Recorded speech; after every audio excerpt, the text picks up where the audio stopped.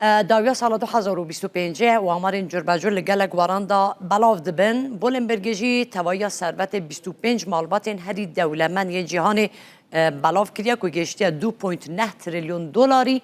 جیه 10 مالباتین لرزا یکم دا که جه گرتنه اشکره دکن مالباتا یکم مالباتا والتون لامریکایه مالباتا والتون دا مزرینرین کمپانیین والمرته که به ثروت که قاسی 513.4 میلیارد دلاری ده سر لیستا مالباتین هری دولمن یه جهان ده جی گرتیه بشتی مالباتا والتون مالباتا آل نهیان لامارات ده مالباتا آل نهیان دستلاتارین ابودبیه به ثروت که نزدیکی 336 میلیارد دلاری دوامین مالباتا هری دولمند جهانه جافگانی سرکه آوی ثروته جی رزرو مزرین پترول و گاز ابوظبی و کنترل دمدرجا و مالباته لسر پیکاته یا سیاسی و آبوریا و ولاتیه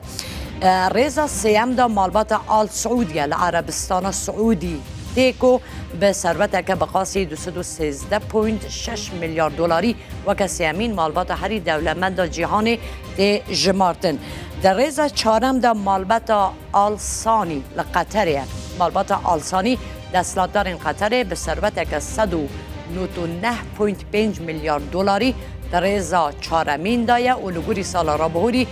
هله که داکتیه در ریزا پنجم دا مالباتا هرمس لفرانسا دیکو او مالبات خود یه برند لوکس فرانسیا هرمس به ثروت که نزدیکی 184.5 میلیارد دلاری پنجمین مالباتا هری دولمند جهانیه در ریزا ششم داشی مالباتا کوک لامریکا تی مالباتا کوک به ثروت که 105.5 میلیارد دلاری در ریزا ششم یا به لیسته دا جهدگره امپراتوریا آبوریا و مالباته به کمپانیه که پترول و دست بگیریه در ریزا هفتم در مالباتا مارس لامریکا مالباتا مارس به ثروت که نزدیکی 143 میلیارد دلاری هفتمین مالباتا هری دولمند جهانیه ریزا هشتم داشی مالباتا امبانی لهندستانیه مالباتا امبانی به ثروت که بقاسی 105.6 میلیارد دلاری در ریزا هشتم دا جی گرتیه ریزا نهم داشی مالباتا وارتمیر لفرانسا یکو خودی براندا شنل به ثروت که نزدیکی 85.6 میلیارد دلاری در ریزا نهمین دا